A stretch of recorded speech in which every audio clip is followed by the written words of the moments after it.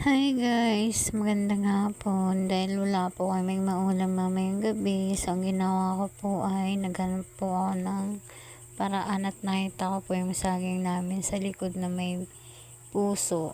So ang ginawa ko po is kinuha ko po yan 2 peraso at pinakuluan.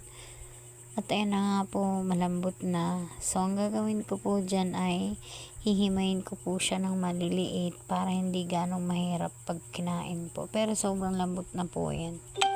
Ang luto ko pong gagawin dyan ay lalagyan ko ng gata, sibuyas, kamatis, suka, kalamansi.